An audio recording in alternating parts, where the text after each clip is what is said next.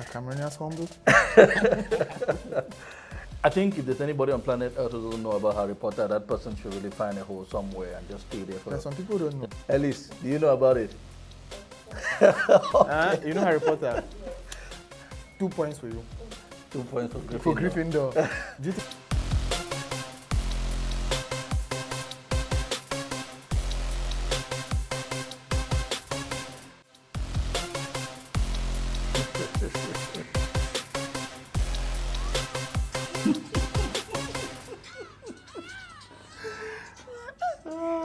Wait, is the other one? Okay, let's be serious now.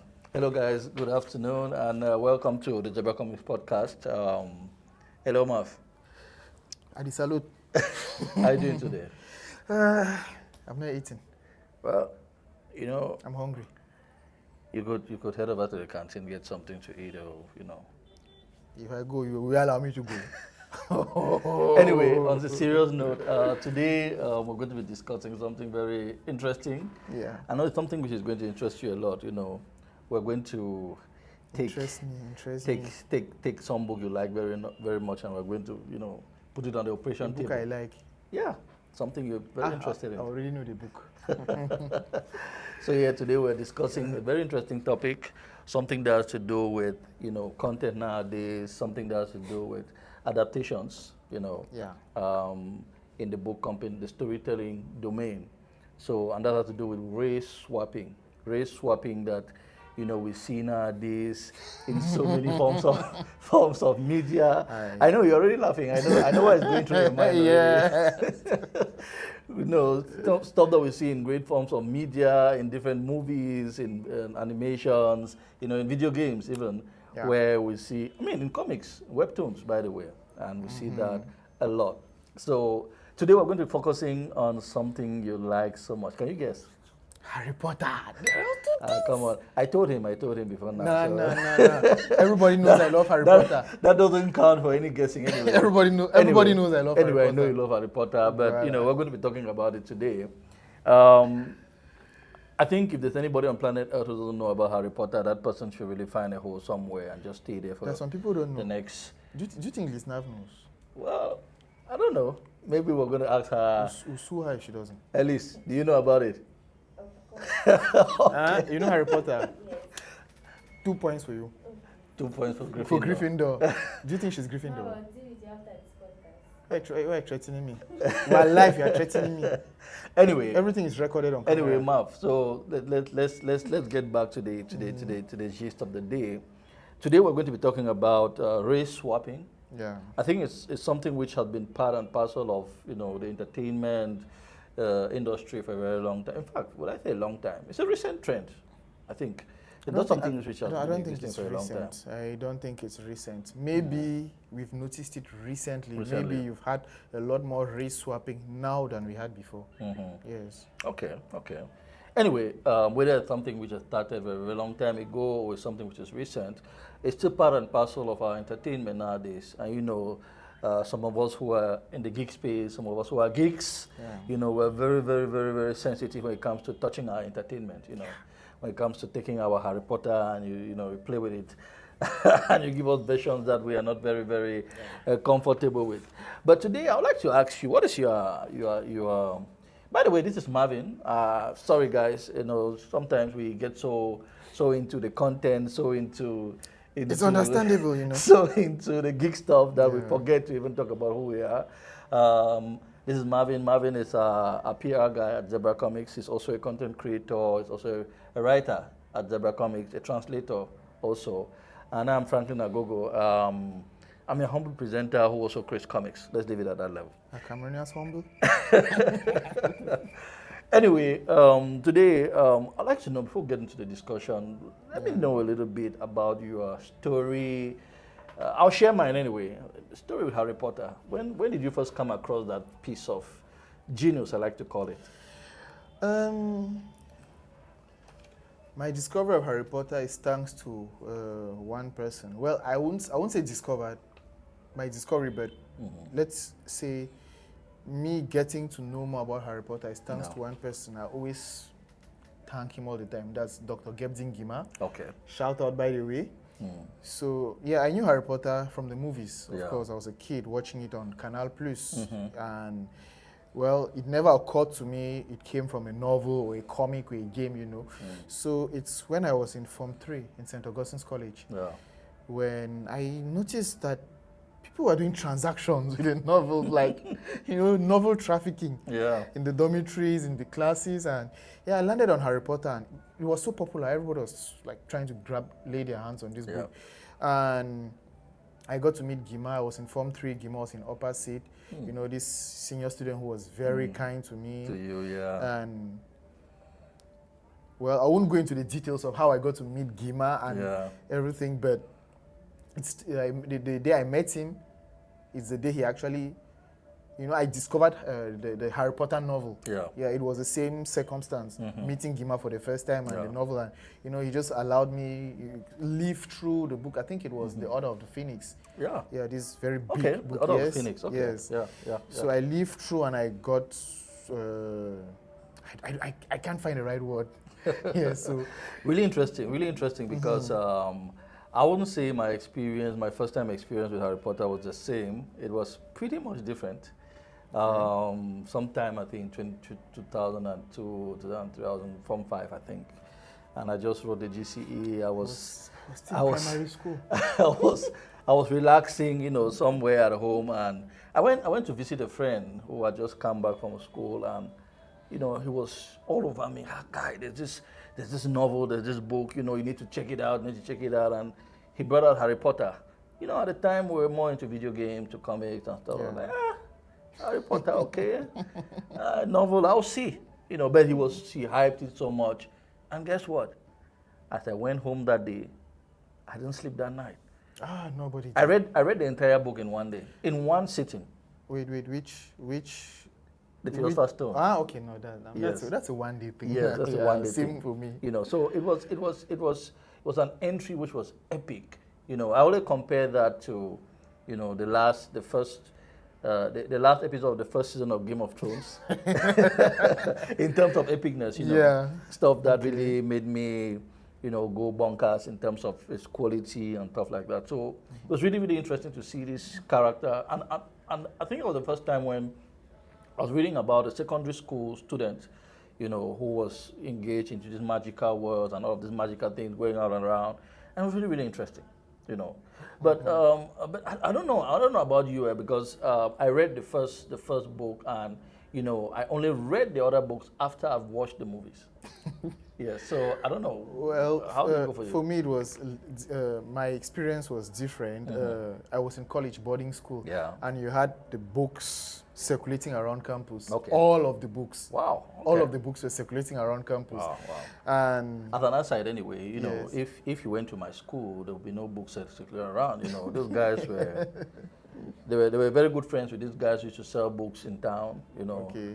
if that book was very popular, they would have already made maybe a 500 francs or 1,000 francs from it. Oh. You understand? Yeah. I get it. They would have already sold the whole thing. Yeah. So, I mean, if it was still available with you and all of Yes, that, then it was great. So, yeah. Yeah. Anyway, my entry into the Harry Potter world through Yeah. the novels.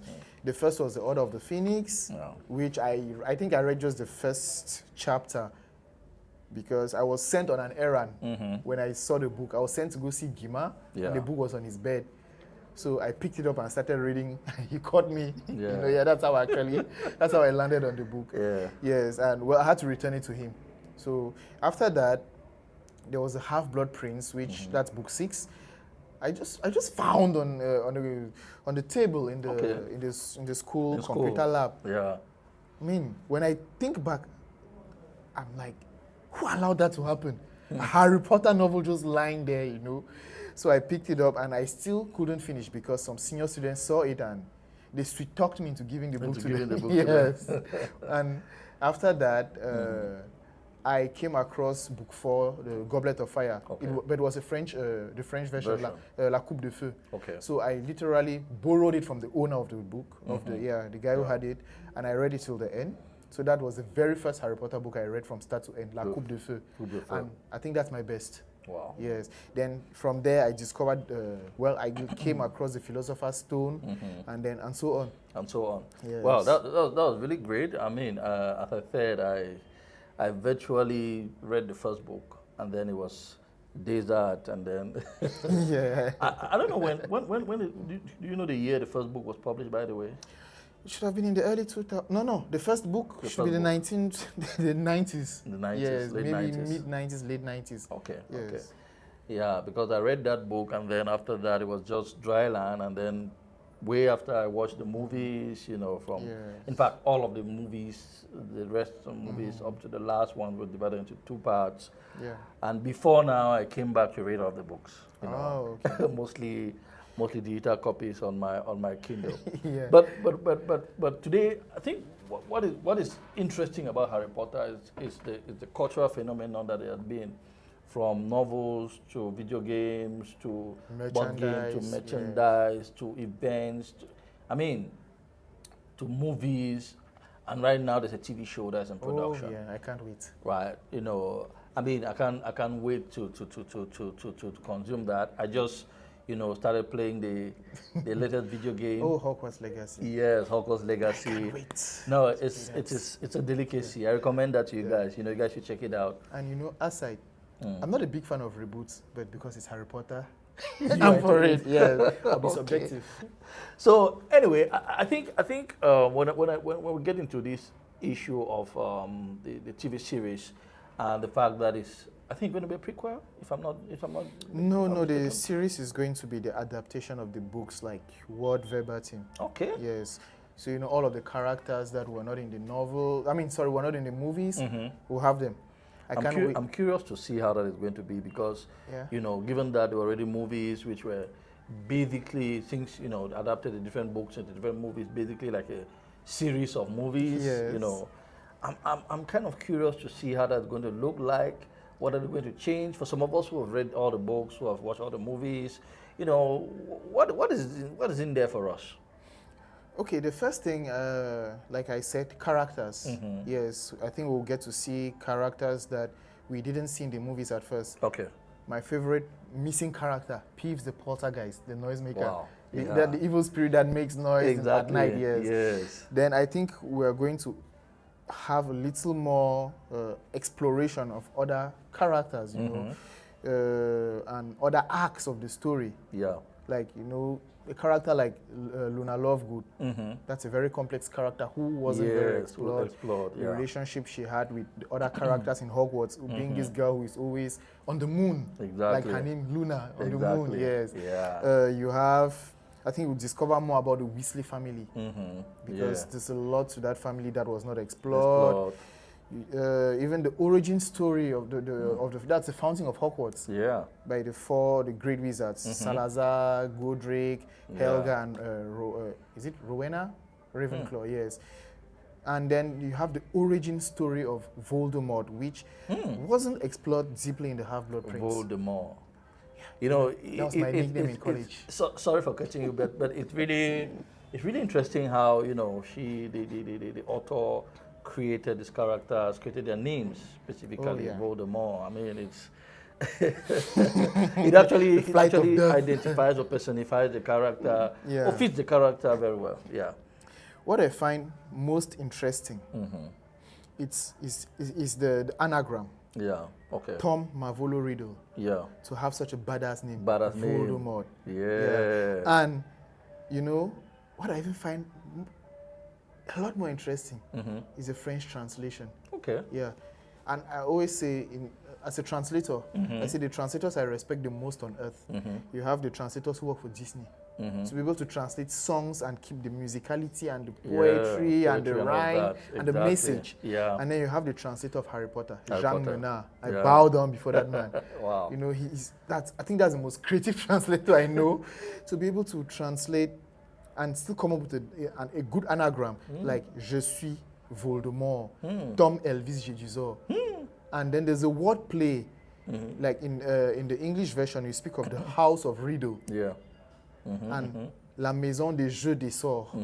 Jedusor, Jeux des Sorts. You see, You guys see that he's actually the best person to be on this show, right?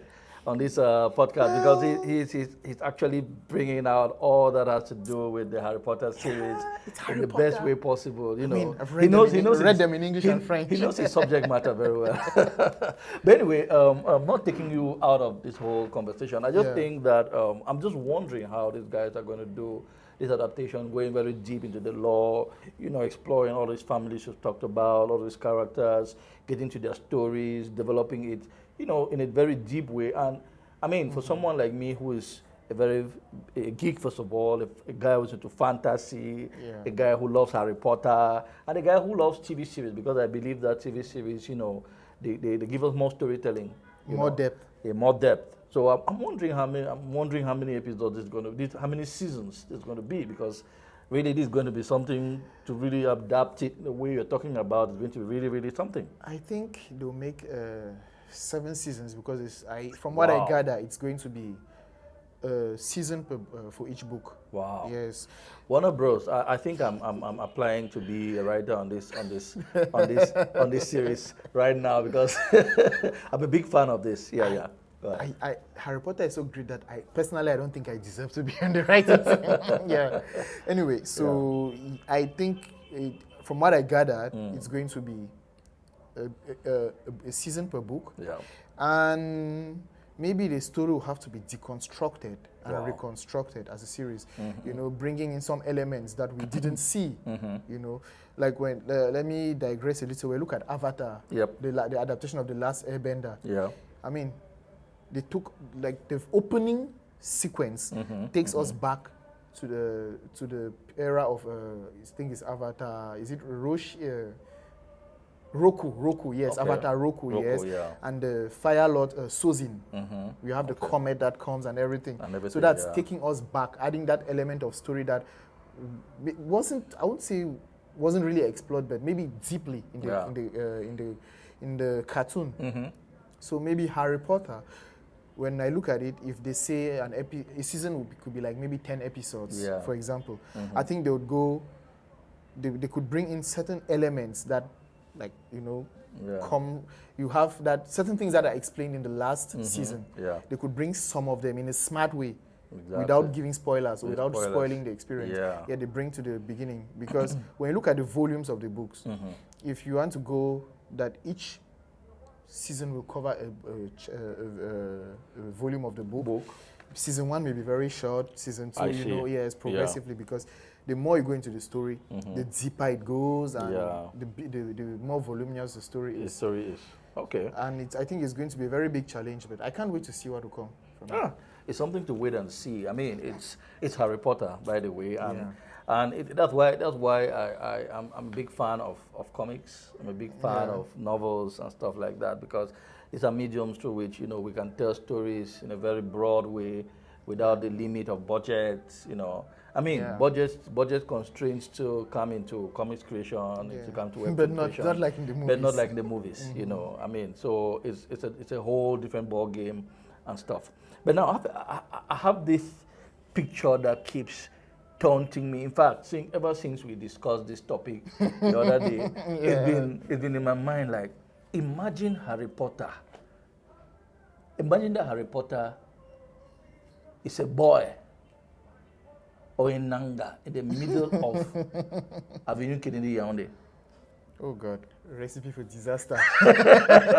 Would that work? Let me ask you. Well, I can't really say, but if you have Harry Potter at Avenue Kennedy, then you'd have somebody who is you'd have him go to Slytherin. Okay. Yes, because Avenue Kennedy is filled with criminals. I mean, thieves and pickpockets. Yes, so you have a guy who first of all be sent to Slytherin, and then he may have to find his way through. Anyway, I don't think he'll be a good guy. I think where the direction I was going to with that thought basically was, you know, based on the discussion topic today, which has to do with race swapping and stuff. And basically, I was trying to imagine Harry Potter in a setting or as a person of a different race, you know, if it was really going to work, you know. And it got me thinking, like, okay, what if We decided to do Peaky Blinders with a different character. We decided to do, I don't know, Othello's with a different character. We decided to do, I don't know, Macbeth with a person of different race. I mean, all of those different stories, or what we even see in the comics world, from the Avengers to right up to DC characters, you know, something which, you know, we tried with the Joker anthology, which, I mean, we tried to create, I would call it a disciple of the Joker. You guys should go and check it, by the way. It's on the Zebra Comics app. Let them think it's, you know, let them think anyway, what they think. like he's saying, you know, check it out on Zebra Comics. You can find the Zebra Comics the DC anthology. Yes. This anthology. Talking about this, I was thinking this whole thing of race swapping, right, in content creation, in the cinema world, mostly in adaptations, right? Generally adaptations, the fact that, you know, there's this issue of diversity that's come in, and, you know, the fact that they want to maintain certain quotas in terms of representation in movies. I see it a lot. I mean, there was this adaptation of the Greek. How do they call this Greek? This Greek. The Homer, the Odyssey, the Iliad. I think the Odyssey, the Iliad. I Okay, mean, you mean there's something. Troy? Troy. Yeah, with the Black Zeus. The Oh, black. God. You get the point. So, basically, I think when you go online, you go to different forums where they are lovers of these different IPs, of these stories. There's a lot of backlash. There's a lot of complaining in terms of the switching of these characters. And my question basically is, why do they have to do that? I mean, you know, isn't there a way they could just, you know, create new stories afresh and, you know, put in, you know, characters from different backgrounds into it? You know, how, personally, I don't see it as something which is, it might be productive at the level of, I would say, propaganda, politics, political affiliations and stuff like that, or the need to come out of politically correct and to also create that representation, which is a good thing. But I think that in terms of authenticity, in terms of, you know, entertainment as a business, producers, creators need to also take into consideration, you know, the vibe or the entertainment quality, or the entertainment, how do you say that? They do take into consideration the fact that these pieces of content were created in a particular way, and that particular way should be respected so as to pass across the entertainment value that, you know, they represent. But I don't know, what do you think?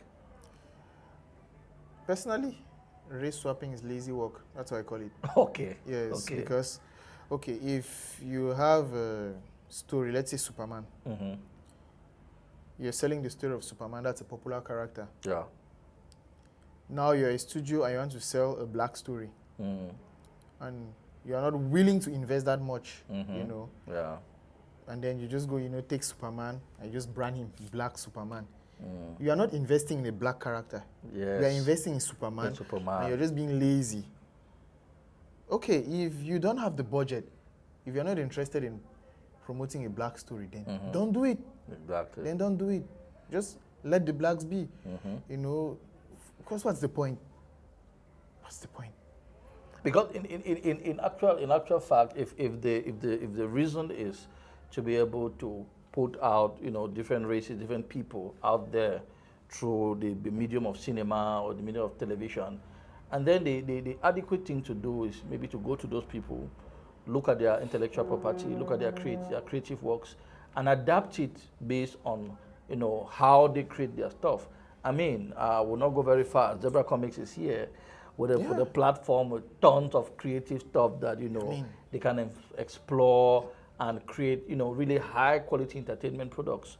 And I think that it's some of those things which, you know, we who are fans of cinema, fans of television, geeks, and people who love stuff like Harry Potter, are really frown about, because they come across as, you know, not considering, you know, the creative effort that's been put in place by, you know, the authors of The this author, work.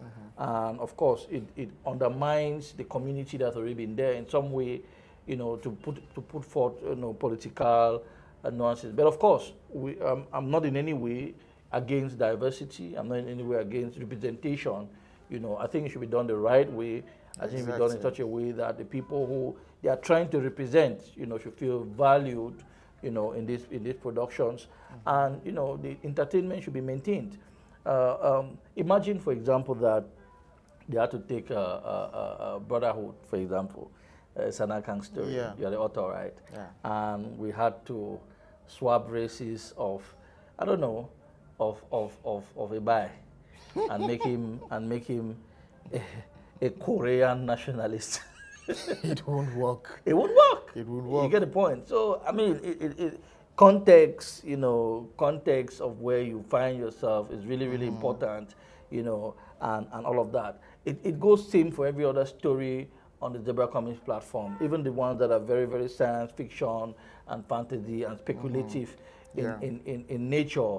We take even something like Cancelled, you know, which is a very sci-fi driven kind of story, but which is very rooted in our Cameroonian context. Exactly. I mean, the story behind that is actually to show technological development which is, you know, used in the wrong way in an African setting. And the message behind it will not really pass across if we have to just swap races like that. Because I was online the other day and just found, you know, a post on Harry Potter the series, and I saw that one of the was it Professor Severus Snape Rogue, exactly, was going to be played by a black character, a black actor. We don't dislike the black. We don't dislike him. Well, we're African, by the way, so we can't dislike our brother. But, you know, I mean, who asked for it? Who asked for it? And it's really, really interesting because this is a very, very key character in the story. I mean, very, very interesting character. You know, he has this. He's the best character. I'm telling you. The best written character. A very key character. To take this kind of creative choice is really, I mean, drastic in nature. And of course, people may argue that it has to do with the choices, the political choices, or what they want to pass across as message. you know, they always say it's about the actor, it's not the person. The person like, and stuff. No. But I mean, there's a way in which, I mean, you and I, there's a way in which we talk, even if we grew in different settings in the UK, in the US. Exactly. Being black people with the way our vocal cords develop and all of that, you know, I don't want to say with the kind of fufu corn that we eat, but being the way our vocal cords are developed, we speak differently, right? Exactly. And so so you guys, before you guys come, you know, for us and come to attack us with all the violent comments online. Please, they should come. I love violence. You guys should know that, you know, we are just here to be able to have a balanced conversation and, you know, share our point of view in terms of the thing is, personally, I wouldn't be scared of them coming. You know, you're sharing your opinion, and these are conversations that should be had. Yep, exactly. You know, exactly. If you try to shy away, it's like you're trying to be politically correct. No, man, say it because. I mean, like, I'm going to quote a friend of mine, Kim. By the way, hello, Kim, if you're watching. Kim described this situation as, it's like the studios take us to be Pokemons. Okay. Yes. Okay. Where you have to catch them. I see. You have a movie and you need to have a Latino, you need to have a black, you need to have an Asian, like a Chinese. Exactly. You need to have an Asian, like let's say Indian. Like, we are not Pokemon. Exactly. We are not Pokemons. Exactly. We are human beings. So, and this tokenization, it's really annoying. Exactly. You know, yes. I don't need to see a black character to feel represented that much. If we want to talk about black representation, then I'll look at it more in something cultural. I'll look at the cultural representation. You know. Yeah. I mean, I grew up with Dragon Ball. I love Sangoku. I don't care that he doesn't have my skin color. Exactly. I don't care about that. So I don't know who tells these studios that we need to have black characters. Black characters. I mean, is it like blacks like in the diaspora or the Americas? I don't know. But on the African continent, I don't think we care about that. That's being very direct again. As I said before, you guys need to be direct. You guys come against us with your very violent comments. Just know we are trying to have a healthy conversation here. But what does that mean for African content as a whole? What does it mean? You know, this direction where mainstream cinema, mainstream television is kind of taking us to a place where there's a possibility of just changing the characters as they want. Does that make us unique anymore? Because the issue of representation doesn't fall again on the aspect of the story or the IP. It's about a black person or an African person picked out and put in a piece of content. How does that affect us? Any ideas on that? First, I think it's going to kill the authenticity. Exactly. Let me take Black Panther for example. I love the movie. Yeah. When there are certain topics, like when you go deeper into the role of T'Challa and is it Njadaka? Yeah. Killmonger. Yes. When you explore those characters deeper, you see that a character like Killmonger, he actually stands more for Africans. Yeah. Yes, as opposed to T'Challa. But I'm not looking at that level. I'm not looking at things at that level. I'm looking more at the Africanness in it, Yeah. Yes. And I really enjoyed the work that was done. Okay. Well, Africa is not a monolith. That's the first thing. They could have stuck to East Africa, but I saw that they tried to bring in aspects of, different African regions and zones, like something from the south of Africa, something from Nigeria. Exactly. Yes. Central Africa, Cameroon. Yes, exactly. The north, the west, East, like I listen to some Nigerians speak, and they enjoy the fact that they could recognize like their writing in CBD on the beats, the T'Challa war. Yes, by the way, we need to say this T'Challa, not T'Challa. T'Challa, yes, T'Challa, yes. So, I understand that, yes, to an extent, that's good. But one thing that pissed me off was the accent. Okay. There's this way that Hollywood tries to represent the African way, let me say African in quotes, way of speaking. Exactly. The way I speak. Yeah. The way I speak in Cameroon is not the way Nigerian will speak. It's not the way South African will speak. So it shows that when they'll come to take our content, they could go and mix it up and do what they want to do. Yeah. You see. Black Panther was a good effort. Yeah, exactly. Woman King was another good one. Good one. You see. But it shows that somehow they are not going to handle the content very well. Very well. That's my opinion. Okay. Yes. I agree with you because I think the issue or the idea of undermining the uniqueness or the authenticity in our creative works is really, really, really important because by trying to do race swapping, the idea of having a unique African way of storytelling, for example, now begins to lose its place. And basically they begin to now say, okay, now for representation, we could just take any movie, pick anybody from anywhere and put them in there. And we give all Africans, like you've rightly pointed out, you give all Africans the same accent, you make them think in the same way. Exactly. Those kind of stereotypes, which, this kind of media, mainstream media should be fighting against, which something like this may instead promote. Yeah. You know? Like I don't mind, let's say you're adapting a story like based in Cameroon. I don't mind having, let's say, a black actor from the US or the UK or any other country, play. But given that he's an actor, he should be able to bring out that Cameroonness, if I can call it that. Exactly. Yes, he should be able to bring out that Cameroonian aspect. Yes. So for me, the actor doesn't matter. Just like Idris Elba was cast to play Okonkwo, that's Things Fall Apart. Things Fall Apart. That by the way, that's a discussion for another day. The casting of Idris Elba. We're going to discuss that in another podcast, which we think is a very interesting topic, and it also has to do related to this race swapping issue and trying to make Africa a monolith and all of that. Yes, exactly. But what I see this doing to Africa, what I see this in the long run is that Africans themselves will need to invest in creating their own stories. Yep, You very know, true. I mean, we have Nollywood, but it's not yet there in terms of high productions like fantasy and stuff, which we Yes. still have a lot of work. Even though I watched a recent series on Netflix, a shout out to Seven Doors on Netflix, which is perfect series, African series, which I watched, and the storytelling, very cultural, done in Yoruba with English subtitles, but I enjoyed Okay. every second of it. And that is the kind of storytelling we're talking about, Okay. which preserves its authenticity and its identity.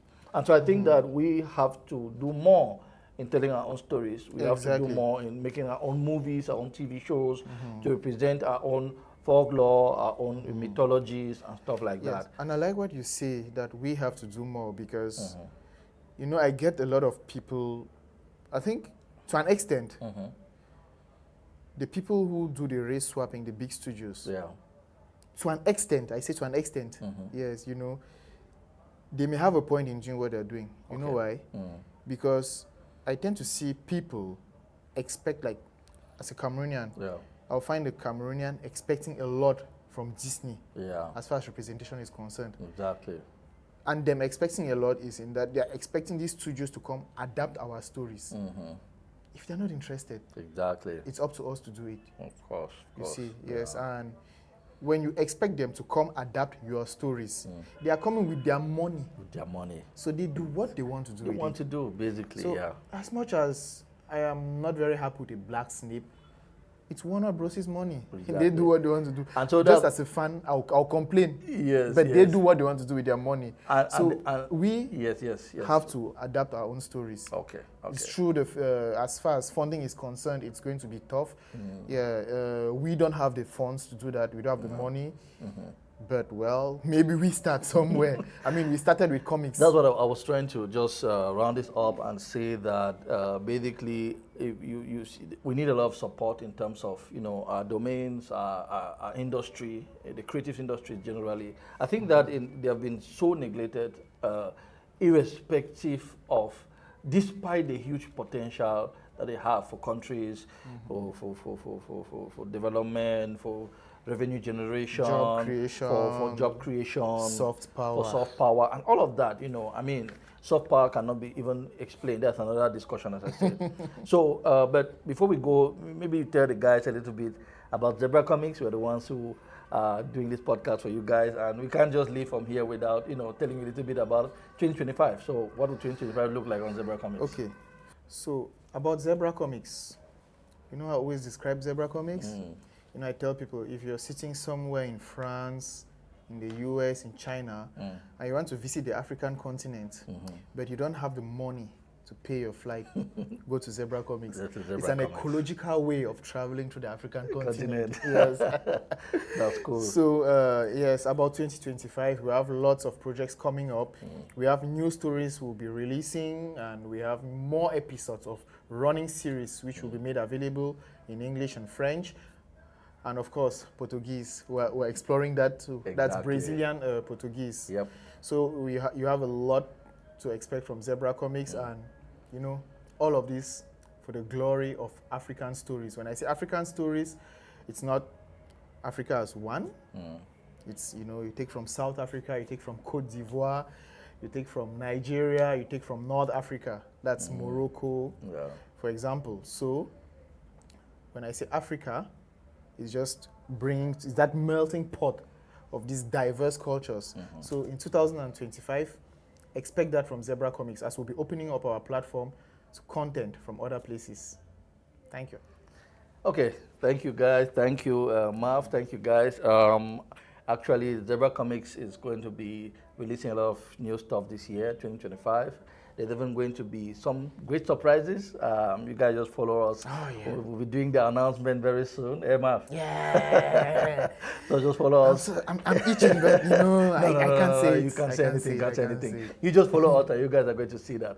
Thank you, guys. The next one is going to be very soon on our YouTube, on our social media. Just follow us, and don't forget, download the app, pay for a subscription, and have a trip to Africa in the most ecological kind of way.